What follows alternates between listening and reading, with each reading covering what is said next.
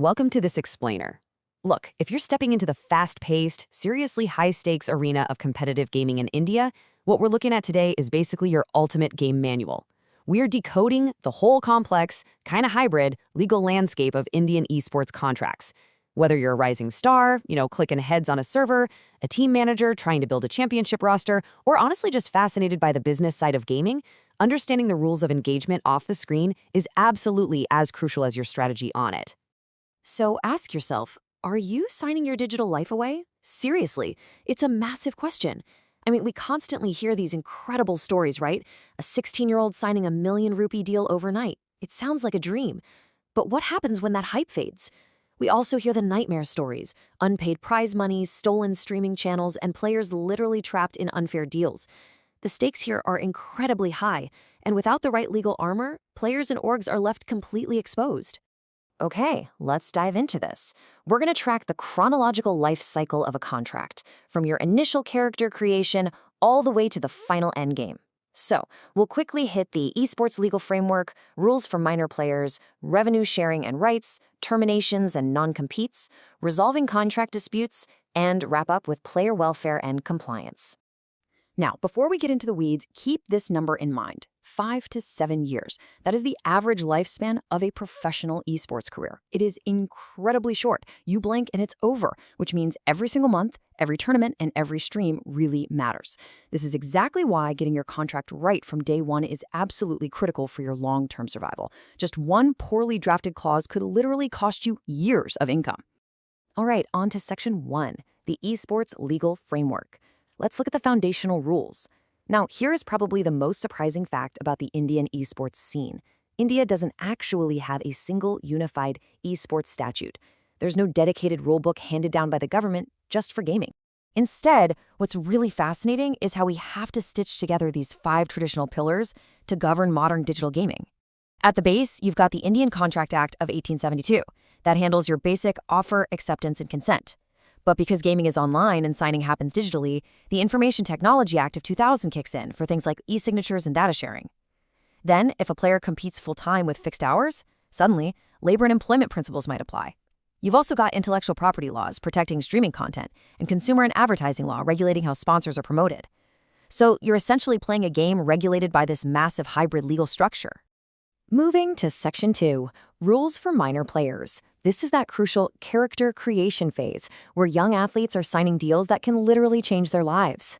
And this brings us to a massive legal hazard: voidable contracts. Under the Indian Contract Act, if a player is under 18 and signs an agreement without a parent or legal guardian co-signing, that contract is completely voidable, meaning the minor can legally just cancel it at their own discretion. Just imagine a team investing heavily in a young prodigy, pouring resources into them, only for the contract to be legally ripped up because they forgot to get a parent's signature. It's a huge risk. This is exactly why guardian signatures and escrow payments are absolutely essential safeguards here. Okay, Section 3, revenue sharing and rights. Now we're leveling up to the loot phase. Let's talk about how the money and your digital identity are actually divided up. And this brilliantly illustrates exactly where things can go wrong if revenue streams are left vague. Take tournament winnings. These typically flow from the organizer to the team and then down to the player based on a strict agreed-upon percentage. Streaming income, though, from platforms like YouTube or Twitch, that should usually belong entirely to the player, unless the contract specifically states otherwise. Then you have sponsorships, which are a bit trickier. Contracts absolutely must clearly define if a brand deal covers the whole team or if the player can actually keep specific personal sponsors. Setting clear percentage splits and payment timelines, total must-haves. But aside from the cash, you really have to ask yourself, who truly owns your in-game persona, your gamer tag, your streaming highlights? Your image and your voice carry immense commercial value. Players must explicitly retain their intellectual property and image rights. Look, most contracts give the team a license to use your image while you're playing for them, which is totally standard. But if you don't clearly retain ownership, a team might just keep monetizing your identity, selling merch, using your highlights, long after you've packed up and left for a rival org. No one wants that.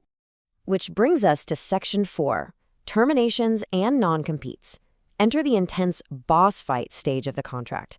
This is where exit clauses and buyout fees come into play. So, the crucial point is, we need to bust a major myth right here. You see a lot of contracts trying to block players from joining rival teams after they leave. However, under Section 27 of the Indian Contract Act, post-termination non-competes are largely void in India. It's legally seen as an unfair restraint of trade. Now, what is enforceable? Exclusivity during the contract, confidentiality, and non-solicitation clauses, which basically means you can't leave and immediately poach all your old teammates. But the bottom line? A team cannot legally lock you out of earning a living in the industry once your contract is up. Period. All right, Section 5, Resolving Contract Disputes. So, what actually happens when a contract is breached and both parties need to settle the score without completely destroying their reputations in the scene? Well, there's a highly recommended tiered approach that your contract should follow. Step 1 is negotiation, just informally talking it out, person to person. If that fails, step 2 is mediation, where you bring in a neutral third party to help find some common ground. And finally, step 3 is arbitration, which is governed by the Arbitration and Conciliation Act of 1996. Why the specific path? Because private arbitration keeps your strategies, your salary details, and all your messy disputes completely out of the public eye. It is vastly preferred and resolves issues so much faster than dragging things through expensive public court litigation.